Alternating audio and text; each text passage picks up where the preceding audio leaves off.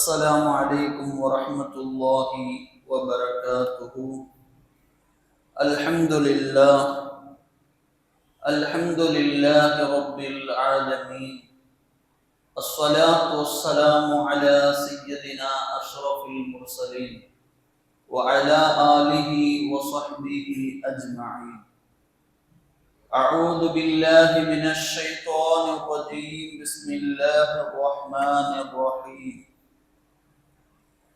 ولله على الناس حج البيت من استطاع إليه سبيلا ومن كفر فإن الله غني عن العالمين. صدق الله العظيم. قال نبينا صلى الله عليه وسلم: من أراد الحج فليتعجل. صدق رسوله النبي الكريم. எல்லா புகழும் புகழ்ச்சியும் நம்மை படைத்தாலும் அல்லாஹ் ஒருவனுக்கே உரித்தாகுக.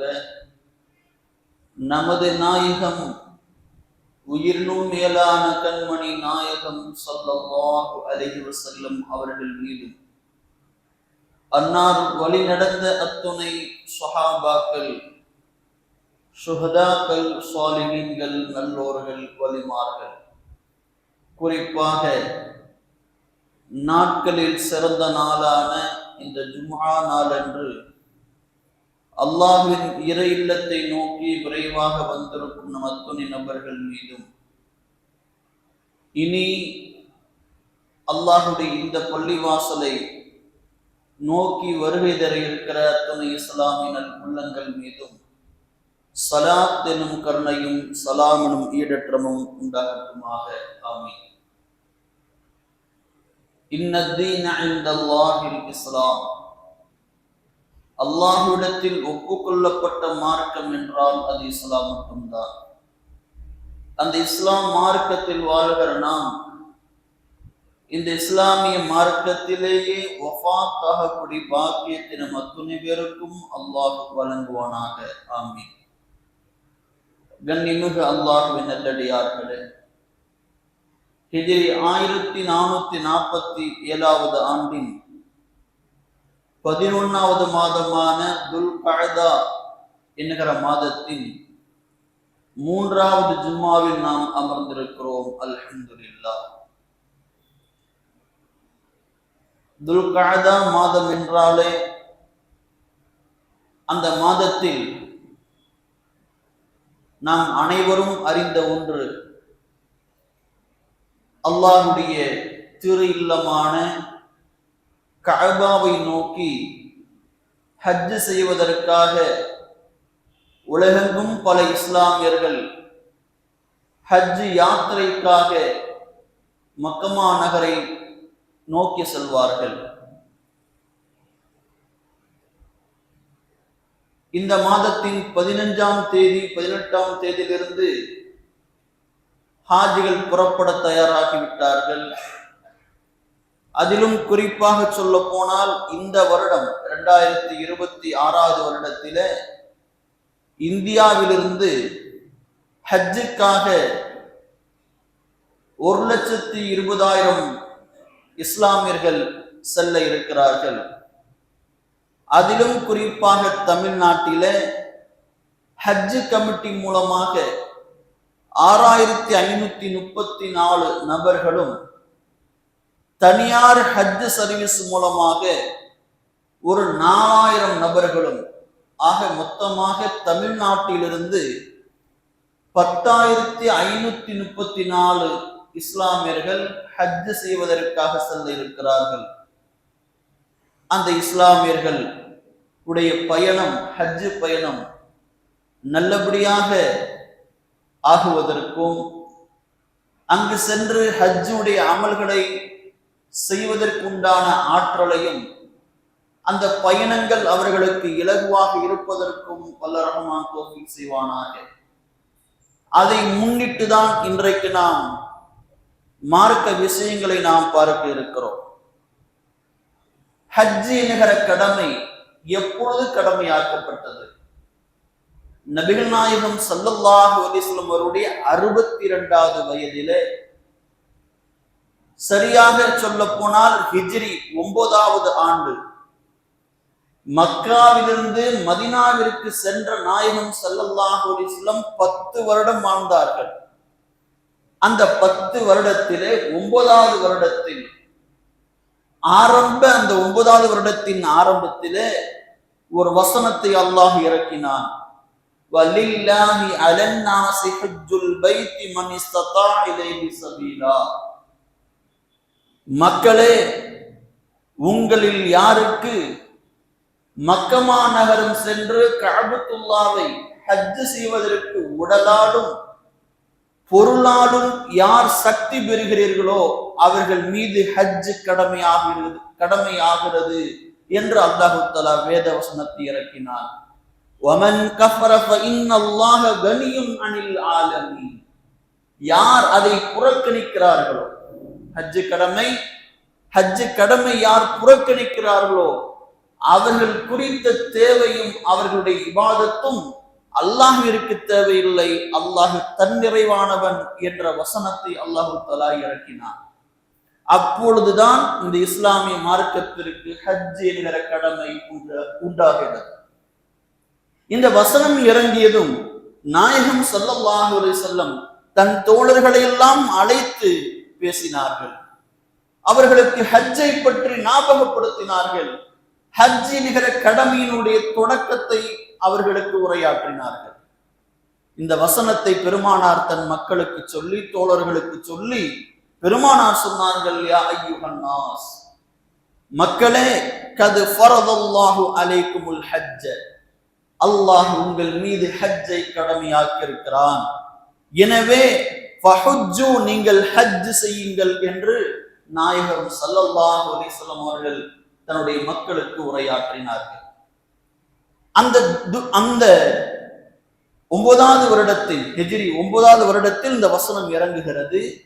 அந்த ஹிஜ்ரி 9வது வருடத்தின் துல்காதா, நாம் வீற்றிருக்கிற இந்த மாதத்தின் 24வது பிறையில் அன்னலம் பெருமான் ஸல்லல்லாஹு அலைஹி வஸல்லம் அவர்களும் சில மனைவிமார்களும் அவர்களின் மனைவிமார்களும் சேர்ந்து ஹஜ்ஜுக்காக பயணமானார்கள். மதீனாவிலிருந்து ஹஜ்ஜுக்காக மக்காவை நோக்கி பயணமானார்கள் ஸல்லல்லாஹு அலைஹி வஸல்லம். சரியாக இன்றைக்கு நாம் துல்காதா பிறை 21 இருக்கிறோம். நாயகம் இந்த வசனம் இறங்கியதும் துல்காதா மாதத்தின் 24வது பிறையில் ஹஜ்ஜுக்காக பயணமானார்கள் ஸல்லல்லாஹு அலைஹி வஸல்லம். இதையெல்லாம் பெருமானார் தன்னுடைய மக்களுக்கு போதிக்கிற பொழுது, ஹஜ் செய்யுங்கள், அல்லாஹ் உங்கள் மீது ஹஜ்ஜை கடமையாக்கி இருக்கிறான் என்ற கட்டளையை சொல்கிற பொழுது ஒரு சஹாபி எழுந்தரித்து கேட்டார், யா ரசூலல்லாஹ், குல் ஆமீன் யா ரசூலல்லாஹ், இந்த ஹஜ் என்கிற கடமையை ஒவ்வொரு ஆண்டும் நாங்கள் செய்ய வேண்டுமா? ஒவ்வொரு ஆண்டிலும் எங்கள் மீது ஹஜ் கடமை இருக்கிறதா? பொருள் வசதியும் உடல் பலமும் இருக்க வேண்டும், அப்பொழுதுதான் ஹஜ் கடமை. அப்படி ஒவ்வொரு ஆண்டும் எங்களுக்கு உடல் பலமும் பொருள் வளமும் இருக்கிற பொழுது நாங்கள் ஹஜ் செய்ய வேண்டுமா என்று கேட்டார். அந்த தோழர் அக்ரா இப்னு ஹாபிஸ் என்கிற தோழர் நாயகம் ஸல்லல்லாஹு அலைஹி வஸல்லம் அமைதியாக இருந்தார்கள். அவர் மீண்டும் கேட்டார், பெருமானார் அமைதியாக இருந்தார்கள். 3வது முறையில் கேட்டார், யா ரசூலல்லாஹ், ஒவ்வொரு ஆண்டும் ஹஜ் செய்ய வேண்டுமா? நாயகம் 3வது முறை கேட்ட பிறகும் அமைதியாக இருந்தார்கள். கொஞ்ச நேரம் கழித்து நாயகம் பேசுகிறார்கள், ஆம், ஒவ்வொரு ஆண்டும் நீங்கள் ஹஜ் செய்ய வேண்டும் என்று நான் சொல்லிவிட்டால் உங்கள் மீது கடமையாகிவிடும். யாரெல்லாம் பொருள் வளமும் உடல் பலமும் பெறுகிறார்களோ ஒவ்வொரு ஆண்டும் ஹஜ் செய்வது கடமையாகிவிடும். நான் ஆம் என்று சொல்லவில்லை. ஒவ்வொரு ஆண்டும் ஹஜ் செய்வது என்பது கடமை இல்லை. நான் எதை சொல்கிறேனோ அதை மட்டுமே நீங்கள் ஷரியத்தாக பேணுங்கள் என்று பெருமானார் சொல்லிவிட்டார்கள். இன்னொரு முறை சொன்னார்கள், அல் ஹஜ் மர்ரத்தன், ஹஜ் என்பதாகிறது ஒரு தடவைதான்.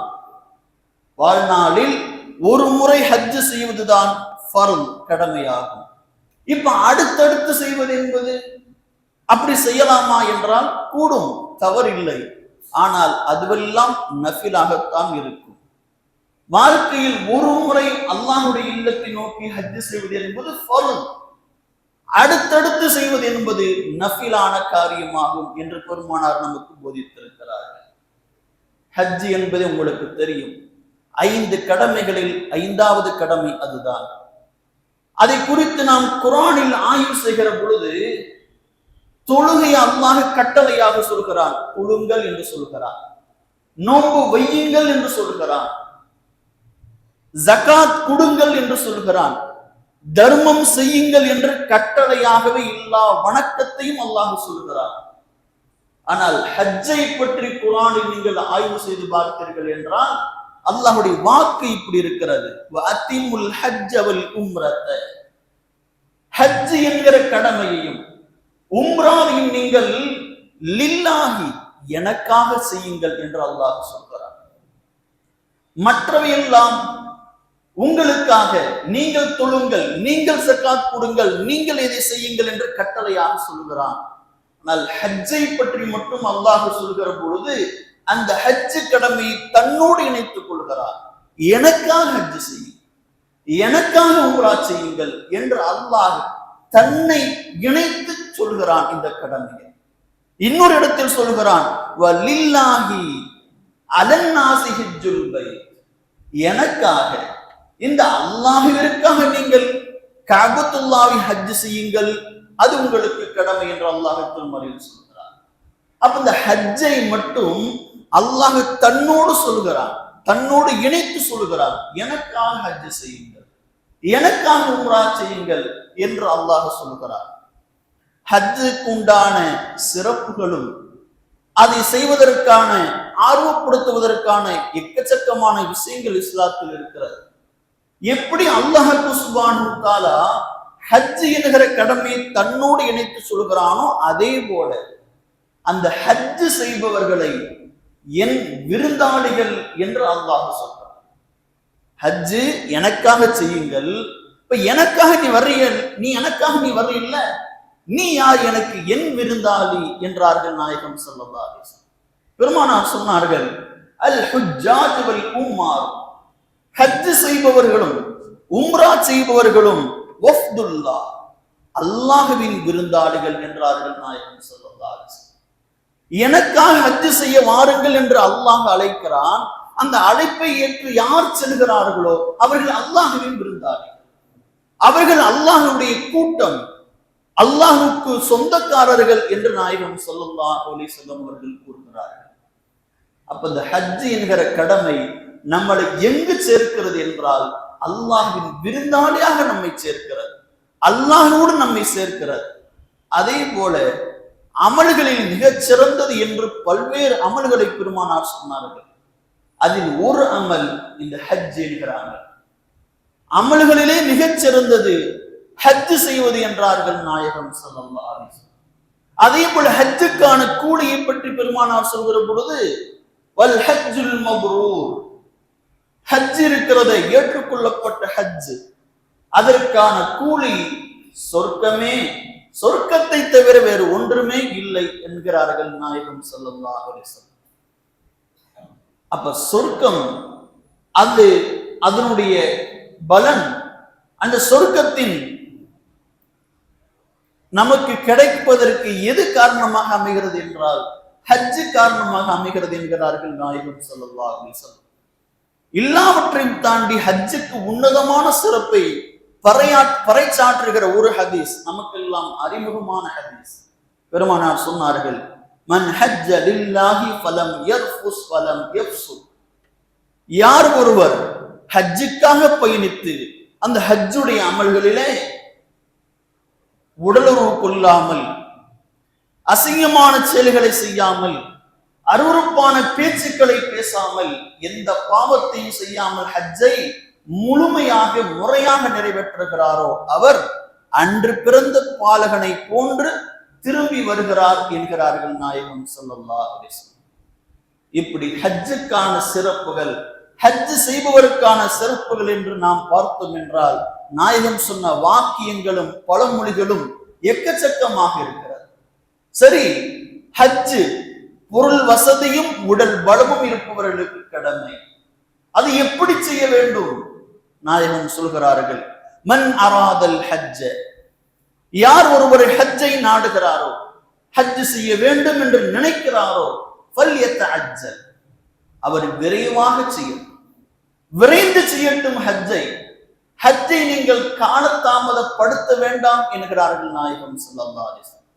உடல் பலம் இருக்கா, பொருள் இருக்கா, நான் 60 வயசுல நான் செஞ்சுக்கிறேன், 50 வயசுல நான் ஹஜ் செஞ்சுக்கிறேன். இஸ்லாம் எங்கேயும் அப்படி சொல்லவில்லை. உங்களுக்கு 25 வயதில் உங்களுக்கு பொருள் வளமும் உடல் பலமும் இருக்கிறதா, தாராளமாக 25 வயதில் நீங்கள் ஹஜ் செய்யலாம். உங்களுக்கு 20 வயதிலே பொருள் வளமும் உடல் வளமும் இருக்கிறதா, தாராளமாக ஹஜ் செய்யலாம். இல்ல, நான் கடைசியா செஞ்சுக்கிறேன், பாவத்தை கழுவுவது ஹஜ்ஜு, பாவமே இல்லாமல் ஆக்குவது ஹஜ்ஜு, அதனால எல்லாத்தையும் பண்ணிட்டு நான் கடைசியா போய்க்கிறேன், அது வழியில மார்க்கம் சொல்வது. உங்களுக்கான ஹஜ்ஜுக்கான நிபந்தனை உடல் வலிமையும் பொருள் வளமும். எப்பொழுது வருகிறதோ, அது 30 வயதாக இருந்தாலும் 25 வயதாக இருந்தாலும் சரி, 40 வயதாக இருந்தாலும் சரி, மிகச் சீக்கிரமாக நாம் தள்ளி போடாமல் விரைவாக செய்ய வேண்டும். ஏன் செய்ய வேண்டும் விரைவாக? நாயகமே சொல்லுகிறார்கள், பொருள் வளமும் உடல் வளமும் இருக்கிறது என்றால் விரைவாக செய்யுங்கள். இல்லையெனில் நீங்கள் நோயாளியாக மாறலாம், உங்களுக்கு ஏதாவது விபத்துகள் நடக்கலாம், நோயால் அசைய முடியாத நிலை உங்களுக்கு வரலாம், ஏதாவது இடர்பாடுகள் உங்களுக்கு நடக்கலாம், ஏதாவது தேவைகள் குறுக்கிடலாம், சங்கடங்கள் ஏற்படலாம். அதனால் உடல் வலிமையும் பொருள் வளமும் சேர்கிறதா, உடனடியாக முடிவிடுங்கள் ஹஜ்ஜுக்காக, விரைந்து ஹஜ் செய்யுங்கள் என்கிறார்கள் நபிகள் நாயகம் ஸல்லல்லாஹு அலைஹி வஸல்லம். அப்படி ஒருவர் விரைந்து ஹஜ்ஜை முடிக்காமல் பொருள் வளமும் உடல் வலிமையும் இருந்தும் அவர் ஹஜ்ஜை தள்ளி போடுகிறார், ஹஜ் செய்கிற கடமையை தள்ளி போடுகிறார், அவர் எச்சரிக்கையாக இருக்க வேண்டும் என்பதற்காக நாயகம் ஒரு அருள்மொழியை நமக்கு தருகிறார்கள். நாயகம் சொல்கிறார்கள், மன் மலக ஜாதன் அவ் ராஹிலத்தன், யார் ஒருவருக்கு பொருள் வசதியும் உடல் பலமும் இருக்கிறதோ அவர் துபல்லிஹு இலா பைத்தில்லாஹ் வலம் யஹுஜ்ஜ, அவர் அல்லாஹ்வுடைய பள்ளிவாசலான மக்காவுக்கு செல்லாமல் ஹஜ் செய்வதற்கு பயணமாகாமல் தள்ளி போடுகிறார் என்றால் ஃபலா அலைஹி அயமூத யஹூதியன் வ நஸ்ரானியன், அவர் யூதராகவோ அல்லது கிரீத்தவராகவோ மரணிக்கலாம் என்கிறார்கள் நாயகம் ஸல்லல்லாஹு அலைஹி வஸல்லம். பொருள் வளமும் உடல் வலிமையும் இருந்து ஒருவர் ஹஜ்ஜை தள்ளி போடுகிறார், அவர் கிரீத்தவராகவோ அல்லது யூதராகவோ மரணிக்கலாம், ஈமான் பறிபோகலாம் என்கிறார்கள் நாயகம் ஸல்லல்லாஹு அலைஹி வஸல்லம். ஏனென்றால் ஹஜ் என்கிற கடமை ஒருவர் புறக்கணிக்கிற பொழுது, ஒருவர் அதை வேண்டாம் என்று ஒதுக்குகிற பொழுது அவருக்கு ஈமான் பறிபோகிறது என்கிறார்கள் நாயகம் ஸல்லல்லாஹு அலைஹி வஸல்லம். உமர் ரலியல்லாஹு தன் ஆட்சி காலத்திலே ஒரு முடிவுக்கு வருகிறார்கள். தன்னுடைய ஆளுநர்களை எல்லாம் அழைத்து சொல்கிறார்கள், 24 லட்சம் மைல் கிலோமீட்டர் சதுர கிலோமீட்டர் பரப்பளவில் இஸ்லாமிய ஆட்சி நடந்து கொண்டிருக்கிற காலம். உமர் ரலியல்லாஹு எல்லா ஆளுநருக்கும் கட்டளை போட்டார்கள், உங்கள் கட்டுப்பாட்டில் இருக்கிற எல்லா நகரங்களிலும் ஆய்வாளர்களை அனுப்புங்கள். எதை ஆய்வு செய்வதற்காக தெரியுமா?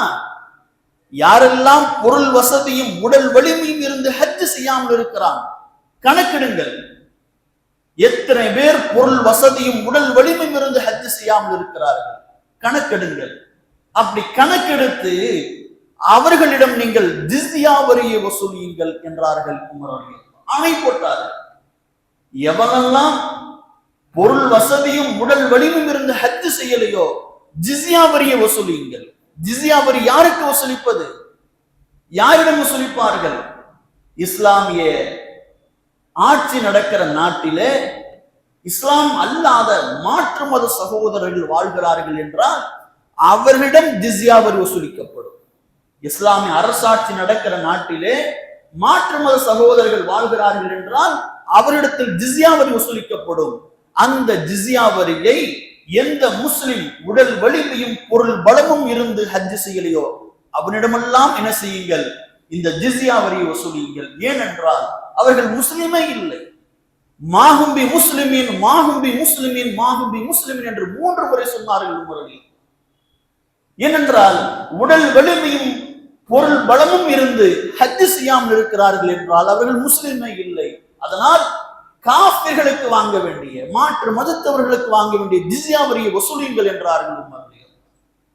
அப்ப ஹஜ் தாமதப்படுத்துவது என்பது, உடல் வலிமையும் பொருள் பலமும் இருந்து ஹஜ்ஜை தாமதப்படுத்துவது என்பது ஈமான் பறிபோவதற்கு வழிவகுக்கலாம்.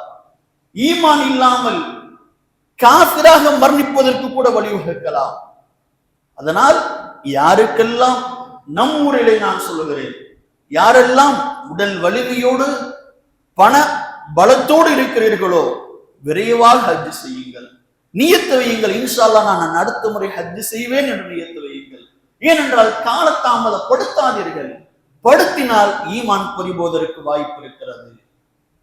ஆயிஷா ரலியல்லாஹு அன்ஹா அவர்கள், நான் ஆரம்பத்திலே சொன்னேன், ஹஜ் நிகர கடமை ஹிஜ்ரி 9 கடமையாக்கப்பட்டது. அந்த 9 கடமையாக்கப்பட்டதும் நாயகம் ஸல்லல்லாஹு அலைஹி வஸல்லம் இந்த துல்காதா மாதத்தின் 24வது பிறையில என்ன செய்தார்கள், ஹஜ்ஜுக்காக பயணமானார்கள். அந்த ரசூலுல்லாஹோடு ஆயிஷா ரலியல்லாஹு அன்ஹா பயணமானார்கள். ஆயிஷா ரலியல்லாஹுவிற்கும் ரசூலுல்லாஹ்வுக்கும் அதுதான் முதல் ஹஜ். ஹஜ்ஜை முடிக்கிறார்கள்.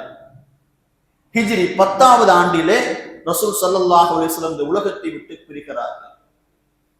அபூபக்கர் ரலியல்லாஹுடைய ஆட்சி காலம் வருகிறது. அபூபக்கர் ரலியல்லாஹு ஆட்சி நடத்தியது 2.5 ஆண்டுகள். அந்த 2.5 ஆண்டுகள் பல குழப்பங்கள், இஸ்லாமிய ஆட்சியை தக்க வைக்க வேண்டிய சூழல் இருந்தது. அதனால் ஆயிஷா ரலியல்லாஹு அன்ஹாவால் ஹஜ் செய்ய முடியல, பல சஹாபிகளால் ஹஜ் செய்ய முடியல. அடுத்து உமர் ரலியல்லாஹுடைய ஆட்சி வருகிறது. உமர் ரலியல்லாஹுடைய ஆட்சியிலே சரியாக ஹிஜ்ரி 16வது ஆண்டு என்று ஒரு கருத்து இருக்கிறது, இன்னொரு கருத்து 17 என்று இருக்கிறது. நாம் 16 என்று வைத்துக் கொள்வோம். ஆனால் 2இல் ஏதாவது ஒன்றாக இருக்கலாம். ஹிஜ்ரி 16ஆம் ஆண்டு ஆயிஷா ரலியல்லாஹு உமர் ரலியல்லாஹுவிற்கு ஒரு லெட்டர் போடுகிறார்கள். நான் ஹஜ் செய்ய ஆசைப்படுகிறேன் அமீருல் முஃமினீன். இன்னும் சில மனைவிமார்கள், ரசூலுல்லாஹ்வுடைய மனைவிமார்கள் ஹஜ் செய்ய ஆசைப்படுகிறார்கள், அதற்கான ஏற்பாடுகளை செய்யுங்கள் என்று லெட்டர் போடுகிறார்கள். உமர் ரலியல்லாஹு என்ன செய்கிறார்கள், சரி என்று ரசூலுல்லாஹ்வுடைய மனைவிமார்கள் யாரெல்லாம் இருக்கிறார்களோ அவர்களுக்கு ஹஜ் செய்யக்கூடிய எல்லா ஏற்பாடுகளையும் உமர் ரலியல்லாஹு செஞ்சு கொடுக்கிறார்கள். ஹஜ்ஜுக்கு போறாங்க ஆயிஷா ரலியல்லாஹு. ஹிஜ்ரி 16வது ஆண்டு முதல் ஹஜ் கடமையாக்கப்பட்ட ஹிஜ்ரி 9வது ஆண்டிலே முதல் ஹஜ் செய்தார்கள் ஆயிஷா ரலியல்லாஹு.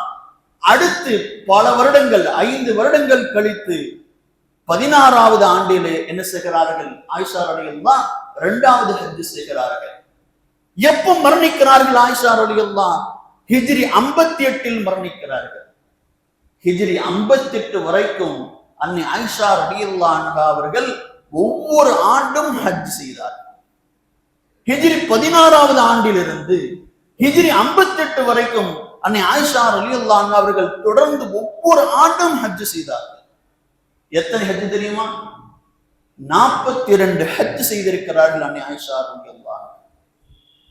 ஹஜ் மீது நாம் முஹப்பத் வைக்க வேண்டும். அதைத்தான் நான் ஆரம்பத்திலே சொன்னேன். ஒரு முறை ஹஜ் செய்வது என்பது ஃபர்ல். அடுத்தடுத்து ஹஜ் செய்ய வேண்டுமா? செய்யலாம், தவறில்லை. அதற்கான கூலி அல்லாஹ்விடத்தில் இருக்கிறது. ஆனால் அதுவெல்லாம் நஃபிலாகத்தான் இருக்கும். அப்ப அந்த அமலை நாம் பிரியப்பட்டு அதை அதிகமாக செய்ய வேண்டும். அன்னை ஆயிஷா ரலியல்லாஹு அன்ஹா அவர்கள் தன் வாழ்நாளில் 42 ஹஜ்ஜை செய்திருக்கிறார்கள். சஹாபிகள் எல்லாம் அப்படித்தான். நல்ல உடல் வலிமையும் பொருள் வளமும் இருக்கிறதா? ஒவ்வொரு ஆண்டும் நீங்கள் ஹஜ்ஜுக்கு போகலாம். உங்களால் முடியலையா? உங்களின் சொந்தங்களில் யாராவது ஏழைகள் இருக்கிறார்களா? அவர்களுக்கு பண உதவி செய்து அவர்களை ஹஜ்ஜுக்கு அனுப்பலாம், தவறு இல்லை. ஏனால் சஹாபிகள் ஒவ்வொருவரும் கணக்கின்றி ஹஜ் செய்திருக்கிறார்கள். அன்னை ஆயிஷா ரலியல்லாஹு 42 ஹஜ் செய்திருக்கிறார்கள். இமாமுனா ஹசன், ரசூலுல்லாஹ்வுடைய பேரர், அவர் அந்த சஹாபி இமாம் ஹசன் ரலியல்லாஹு அன்ஹு அவர்கள் 15 ஹஜ் செய்திருக்கிறார்கள். சயீதுல் முஸய்யிப் ரலியல்லாஹு அன்ஹு அவர்கள் 70 ஹஜ் செய்திருக்கிறார்கள். அத்தா இப்னு அபி ரமாஹ் என்கிற சஹாபி 70 ஹஜ் செய்திருக்கிறார்கள். சுஃபியான் இப்னு உய்னா என்கிற சஹாபி 40 ஹஜ் செய்திருக்கிறார். இவங்க எல்லாம் சஹாபிகள். இந்த லிஸ்ட் பெருசா போகுது. நான் எதற்கு சொல்ல வருகிறேன் என்றால், ஹஜ்ஜை நீங்கள் தொடர்ந்து தொடர்ந்து செய்து கொண்டிருக்கலாம், தவறில்லை. என்ன நிபந்தனை? உங்களுக்கு உடல் வலிமையும் பொருள் பலமும் இருக்கிறதா? ஒவ்வொரு ஆண்டும் நீங்கள் ஹஜ் செய்யுங்கள். உங்களால் முடியவில்லையா, உங்களின் சொந்தங்களில் யாராவது ஒருவர் ஏழை இருப்பார், அவருக்கு பண உதவி செய்து என்ன செய்யுங்கள், தாராளமாக அனுப்புங்கள். நாம் புரிந்து கொள்ள வேண்டியது இதுதான். பண பலமும் இருப்பவர்கள் மட்டும்தான் ஹஜ் செய்ய முடியுமா என்றால் இல்லை. ஏழைகள் நியத்து வைக்கலாம், வசதி இல்லாத நியத்து வைக்கலாம். இந்த பள்ளி வாசலில் அமர்ந்திருக்கிற நாம் ஒவ்வொருவரும் ஆசை வைக்க வேண்டும். அந்த ஆசை நம்மளை ஹஜ்ஜுக்கு கொண்டு செல்லும். இன்றைய ஜும்மாவிலே முடிவெடுங்கள், யா அல்லாஹ், உன் இல்லத்தை தரிசிக்கிற பாக்கியத்தை, உன் கடமையான ஹஜ் என்கிற கடமையை செய்வதற்கு உண்டான பாக்கியத்தை எனக்கு தா யா அல்லாஹ் என்று அல்லாஹ்விடம் கேளுங்கள், நியத்து வையுங்கள். உங்கள் நியத்து கபூலாகும். மலையாளத்திலே ஒரு புக் இருக்கிறது. அந்த புத்தகம் சாகித்ய அகாடமி விருதை பெற்றிருக்கிறது. அந்த புத்தகத்தின் பெயர் பீட்டியுட ஹஜ். அந்த புத்தகத்தின் பெயர் பீட்டியுட ஹஜ் என்கிற ஒரு புத்தகம். அதை எழுதியவர் அந்த பீட்டி வீரான் குட்டி முஸ்லியார் என்பவர் தான் எழுதியிருக்கிறார். அவர் யார் என்றால், ஒரு சின்ன கிராமத்திலே, கேரளத்திலே இமாமாக பணிபுரிபவர் தான் பீட்டி வீரான் குட்டி முஸ்லியார். ஒரு எளிமையான நபர், ஒரு இமாமாக இருப்பவர். அவருடைய ஹஜ்ஜை பற்றி, தன் ஹஜ்ஜை பற்றி ஒரு புத்தகம் எழுதியிருக்கிறார். அந்த புத்தகத்துக்கு கேரள அரசாங்கம் சாகித்ய அகாடமி விருதை தந்திருக்கிறார். என்ன அந்த புத்தகத்தில் சொல்கிறார் என்றால், அவர் தன் ஹஜ் பயணத்தை சொல்கிறார். ஒரு சின்ன ஊர்ல இமாமாக இருப்பவர் தான் குட்டி முஸ்லியார், வீரான் குட்டி முஸ்லியார். அவரிடம், அவர் ஊரில் இமாமாக இருக்கிற பணிபுரிகிற ஊரிலே ஒரு செல்வந்தர் ஹஜ்ஜுக்காக ஆயத்தமாகிறார். ஹஜ் பயணம் புறப்படுவதற்காக தயாராகிறார். பயணம் போறாங்கன்னா ஒரு துவா ஓதுவாங்க. அந்த துவா ஓதுவதற்காக இமாமை தன் வீட்டுக்கு அழைக்கிறார். இமாம் வருகிறார், துவா ஓதுகிறார். ஓதி முடித்ததும் அந்த செல்வந்தர் சொல்கிறார், முஸ்லியார் உஸ்தாதே, நீங்களும் என்ன செய்யுங்க, என் கூட திருவனந்தபுரத்து வரைக்கும் வாங்க.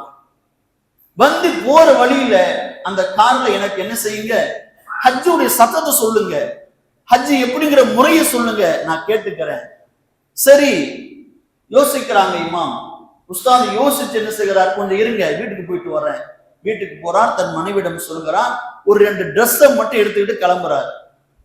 திருவனந்தபுரத்துக்கு இருவரும் சொல்கிறார்கள். காரிலே இவர் என்ன செய்கிறார், இது எப்பொழுது நடந்தது என்றால் 1960 நடந்த சம்பவம். அவர் என்ன செய்கிறார், தன்னுடைய காரிலே செல்வந்தர் கூட்டி செல்கிறார். இமாம் ஹஜ் முறையெல்லாம் சொல்லி கொடுக்கிறார்கள். திருவனந்தபுரம் வந்து விடுகிறது. அந்த ஹஜ் முறைகளை கேட்ட அந்த செல்வந்தர் என்ன செய்கிறார், உஸ்தாதே, நான் மும்பையில தான் போய் நான் என்ன செய்யணும், கப்பல் ஏறணும். அந்த காலத்துல கப்பல் தானே ஹஜ், அப்ப கப்பல் தான் போகணும். நீங்க மும்பை வரைக்கும் வாங்கலேன், எனக்கு கொஞ்சம் உதவியா இருக்கும், நிறைய மார்க் விஷயத்தை தெரிஞ்சுக்குவேன் அப்படின்னு என்ன செய்கிறார், அந்த செல்வந்தர் அழைக்கிறார். சரி, இவ்வளவு தூரம் வந்துட்டோம், போவோம் அப்படின்னு என்ன செய்யறாங்க, மும்பைக்கே செல்கிறார்கள். அந்த செல்வந்தர் அந்த இமாமை மும்பை வரைக்கும் கூட்டி செல்கிறார். மும்பை சென்று விடுகிறார்கள். கப்பல் ரெடியாக இருக்கிறது. செல்வந்தருக்கு ஒரு யோசனை வருகிறது, இவ்வளவு தூரம் வந்தாச்சு, இமாமை கூட்டிட்டு போனாதான் என்ன. அந்த நேரம் பாஸ்போர்ட்ங்கிற அந்த சமாச்சாரங்கள்லாம் இல்லாத காலம். என்ன செய்யறாங்க, அந்த செல்வந்தர் அந்த கப்பல் கம்பெனிட்ட பேசி ஒரு சீட்டை வாங்குகிறார் உஸ்தாதிட்ட வாங்கி, உஸ்தாதே, நீங்கள் என் கூடவே வாங்க, வந்தீங்கன்னா ஹஜ் செய்யறப்ப உங்களால் நிறைய விஷயங்கள் நான் கற்றுக்கொள்வேன், சிறப்பாக அமல் செய்வதற்கு நீங்கள் உதவியாக இருப்பீர்கள், வாருங்கள் என்று அழைக்கிறார். அழைத்ததும் சரி, அழுது கொண்டே கண்ணீர் மல்க கப்பலில் பயணமாகிறார்கள். ஹஜ்ஜை முடிக்கிறார்கள். ஊருக்கு வருகிறார். வந்த அந்த பயணத்தை புக்காக எழுதுகிறார். அது விருது பெறுகிறது. நீங்கள் யோசித்து பாருங்களேன், என்றைக்கும் மனதில் அந்த இமாம் நினைத்திருப்பார், ஹஜ் செய்ய வேண்டும் என்ற நியத் இருந்திருக்கிறது. வழி அனுப்புவதற்காக வந்தவர், 2 டிரெஸ்ஸை எடுத்துக்கொண்டு வந்தவர். அவரை அல்லாஹ் எதுவரைக்கும் சொல்ல வைத்திருக்கிறான் பாருங்கள். அப்ப ஹஜ் என்பதற்காக நியத்து வையுங்கள். அல்லாஹ் நம்மளை கொண்டு சொல்வான், அல்லாஹ் நம்மளை கூட்டிட்டு செல்வான். ஒரு இஸ்லாமிய சேனல் மும்பைல டப்பாவாலாக்கள் இருக்கிறாங்க. மும்பைக்கு போனவங்களுக்கு தெரியும் டப்பாவாலாக்கள். டப்பாவாலானா என்ன அர்த்தம் அப்படின்னா, மும்பையில அலுவலகத்தில் பணிபுரிபவர்களுக்கு அவர்களுடைய சாப்பாட்டை வீட்டில இருந்து எடுத்துட்டு வருவாங்க. கேரியரை ஒரு 100 வீடு அல்லது 50 வீடுக்கு பொறுப்பெடுத்து 50 வீட்டுல இருந்து சாப்பாடு எடுத்துட்டு வந்து அந்த பணிபுரிகிற ஊழியர்களுக்கு வந்து கொடுப்பாங்க. இந்த கேரியரை கொண்டு போறாங்களா இல்லையா, இதனால உங்களுக்கு பேரு டப்பாவாலா. அந்த டப்பாவாலாக்களை ஒரு இஸ்லாமிய சேனல் பேட்டி எடுக்கிறது. நீங்க எல்லாம் ஹஜ் செஞ்சிருக்கிறதா நான் கேள்விப்பட்டேன். இப்ப டப்பாவாலாக்கெல்லாம் சொல்றாங்க, ஆமா நாங்க ஹஜ்ஜா செஞ்சிருக்கிறோம். அங்குள்ள செருப்பு தொழிலாளியிடம் இஸ்லாமிடம் பேட்டி எடுக்கிறாங்க. செருப்பு தொழிலாளிகள் என்னெல்லாம் சொல்றாங்க, நாங்களும் ஹஜ் செஞ்சிருக்கிறோம். என்னப்பா சொல்றீங்க, செருப்பு தைக்கிற தொழிலாளி டப்பாவாலா என்ன பெருசா சம்பளம் கிடைக்கும் போது ஒண்ணு இல்ல, வீட்டுல இருந்து சாப்பாடு எடுத்து கொண்டு போய் உரியவங்களுக்கு கொடுக்க போறாங்க. பெரிய சம்பளம் இல்ல, பெரிய பைசாவும் இல்ல, நீங்க எப்படி ஹஜ்ஜுக்கு போனீங்க? அப்ப அந்த டப்பாவாலாக்கள் சொன்ன பதிலை அந்த இஸ்லாமிய சேனல் நமக்கு தருகிறது. அந்த டப்பாவாலாக்கள் சொல்கிறார்கள், ஹம் டப்பாவாலை, நான் டப்பாவாலா தான் என்றாலும் எங்கள் ரப்பு இருக்கிறானே டப்பாவாலா, எங்கள் ரப்பு அதிபதி. நாங்கள் டப்பாவாலாக்களாக இருக்கலாம், நாங்கள் செருப்பு தைக்கிற தொழிலாளியாக இருக்கலாம், எங்கள் ரப்பு எங்கள் குதா இருக்கிறானே அவன் எல்லாவற்றுக்கும் அவன் தான் அதிபதி. அப்ப அல்லாஹ் நினைத்தால் காசு பெருசல்ல, அல்லாஹ் நினைத்தால் பொருள் பலம் ஒன்று பெருசல்ல. நியத்து வையுங்கள், யார் வேண்டுமானாலும் ஹஜ்ஜுக்கு செல்லலாம். ஹஜ்ஜுக்காக இன்றைக்கு நாம் நியத்து வைப்போம். இன்ஷா அல்லாஹ் அடுத்த வருடமோ அதுக்கு அடுத்த வருடமோ மௌத்துக்கு முன்னால், யா அல்லாஹ் எனக்கு ஹஜ் செய்கிற பாக்கியத்தை கொடு, உன் நபியான முஹம்மது ஸல்லல்லாஹு அலைஹி வஸல்லம் மஸ்ஜிதை காண்கிற, அவர்களை தரிசிக்கிற, அவருடைய ஜியாரத் செய்கிற பாக்கியத்தை கொடு என்ற நியத்தை வைப்போம். அந்த நியத் நம்மளை என்ன செய்யும் என்றால், மிக சீக்கிரமாக அந்த கஅபத்துல்லாவை காண்பதற்கும் ஹஜ் கடமையை முறையாக நிறைவேற்றுவதற்கும் அல்லாஹ் வாய்ப்பளிப்பான். இப்ப யாருக்கெல்லாம் உடல் பலமும் பொருள் வலிமையும் இருக்கிறதோ சீக்கிரமாக ஹஜ் செய்ய வேண்டும். இல்லாதவர்கள் கவலைப்பட வேண்டியதில்லை, நியத்து வையுங்கள். அல்லாஹ் நம்மளை அவன் இல்லத்துக்கு அருகாமையில் கூட்டி செல்வான். அந்த நம்பிக்கையோடு இருக்கிற நாம், எனக்கும் இங்கு வந்திருக்கிற எல்லா நபர்களுக்கும் அல்லாஹ் ஹஜ் செய்கிற பாக்கியத்தை அல்லாஹ் தருவானாக. ஆமீன் ஆமீன் யா ரப்பல் ஆலமீன். அஸ்ஸலாமு அலைக்கும் வரஹ்மத்துல்லாஹி வபரகாத்துஹு.